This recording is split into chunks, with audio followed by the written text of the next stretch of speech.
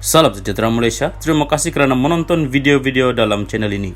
Sebelum kita mula, jangan lupa untuk tekan tombol subscribe, share, like dan komen. Let's go! Salam sejahtera, salam perpaduan kepada seluruh rakyat Malaysia dan pendengar berita panas. Hari ini dipetik dari Malaysia Kini bertajuk Bersedekah PAS lakukan tak kira musim. Berita penuh. Presiden PAS Abdul Hadi Awang hari ini sekali lagi menekankan bahawa amalan bersedekah yang dilakukan oleh PAS itu bukanlah sesuatu yang aneh. Malah, ia dilaksanakan secara tidak bermusim. Kerana dididik dengan amalan itu, katanya pada ahli PAS, termasuk dalam kalangan wakil rakyat PAS, menanggung hutang yang banyak, ekoran berhikmat mereka kepada masyarakat tanpa memilih siapa. Dalam kalangan mereka itu, tambah ahli parlimen Marang berkenaan, ada yang hanya berjaya melangsaikan hutang masing-masing selepas berserah. Itu adalah bukti hikmat wakil rakyat PAS sepanjang masa dan kepada semua, bukan hanya pada musim pilihan raya umum, pusat, negeri dan pilihan raya kecil semata-mata.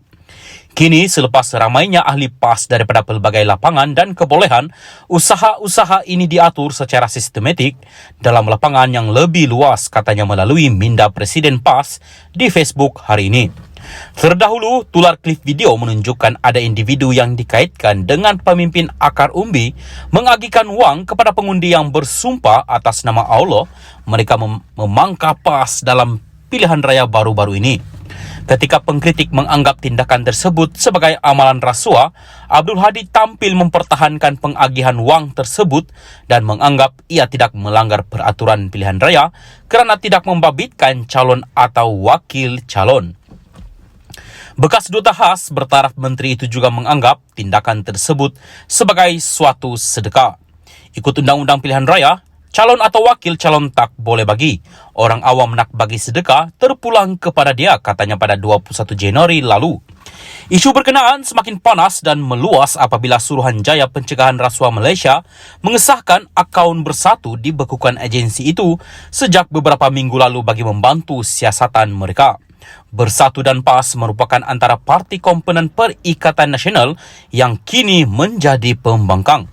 Kata Abdul Hadi, PAS telah bersedekah melalui pelbagai platform dan tidak hanya terhad dalam bentuk wang, bahkan turut membabitkan perkhidmatan yang diberikan oleh jentera dan wakil rakyat parti itu. Dia turut berkongsi kisah liku-liku cabaran yang dihadapi oleh penyokong PAS ketika membantu pelbagai pihak termasuk mangsa banjir di kawasan kubu parti kerajaan. Menurutnya, pengorbanan PAS tanpa mengharapkan upah itu dapat dilihat oleh parti lain yang bekerja sama dengan mereka. Berdepan pelbagai cabaran termasuk dicaci, Abdul Hadi berkata tetap cekal meneruskan hikmat dan bersedekah kepada rakyat. Sebaliknya, pihak lawan didakwanya mencuri pula. Akan tetapi, mereka itu dalam keadaan tidak mempunyai rasa malu. Ada daripada kalangan ahli parti yang mereka yang mencuri subsidi untuk rakyat dan barangan bantuan kepada mangsa ketika mereka sepatutnya wajib mengorbankan diri dan tenaga kepada semua manusia tanpa mengira bangsa dan agama, katanya. Tambah Abdul Hadi, tuduhan pihak lawan ke atas PAS yang mendakwa parti itu merasuah pengundi semasa pilihan raya adalah terlalu kecil berbanding sumbangan yang diberikan kepada orang ramai sebelum ini. Dia turut mendakwa pihak lawan hanya menghulurkan bantuan secara bermusim serta tidak ikhlas kerana mengharapkan keuntungan politik.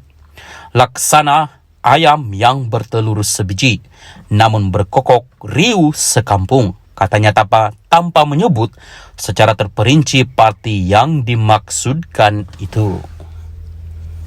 Salam sejahtera dan salam perpaduan kepada seluruh rakyat Malaysia dan pendengar berita seterusnya dipetik dari Malaysia Kini bertajuk Ismail belum putuskan pertahan jawatan naib presiden atau tidak. Berita penuh. Ismail Sabri Yaakob berkata dia belum memutuskan sama ada akan mempertahankan jawatan naib presiden UMNO atau tidak dalam pemilihan parti akan datang. Saya belum ambil sebarang keputusan untuk pertahankan jawatan atau sebaliknya. Saya masih mempertimbangkan perkara itu. Jadi sama ada saya ada tim, pasukan atau tidak, ia bergantung kepada keputusan itu nanti. bertanding bertahan jawatan atau sebaliknya, katanya seperti dipetik Berita Harian hari ini. Semalam Mohammed Khalid Nordin mengesahkan dia akan mempertahankan jawatan itu. Laporan Berita Harian hari ini turut memetik sumber yang berkata, seorang lagi naib Presiden Madzir Khalid akan mempertahankan jawatannya, manakala Setiausaha Agung BN Zamri Abdul Qadir juga dikatakan akan bertanding untuk jawatan itu. Dalam pada itu, Ismail Sabri berkata Setiausaha Agung UMNO Ahmad Maslan perlu menghormati bidang kuasa Jabatan Pendaftaran Pertubuhan yang sedang membuat siasatan berhubung keputusan Perhimpunan Agung UMNO PAU 2022 agar jawatan Presiden dan Timbalan Presiden tidak dipertandingkan. Ia selepas amat berkata keputusan PAU 2022 itu tidak melanggar perlembagaan, parti maupun peraturan mesyuarat.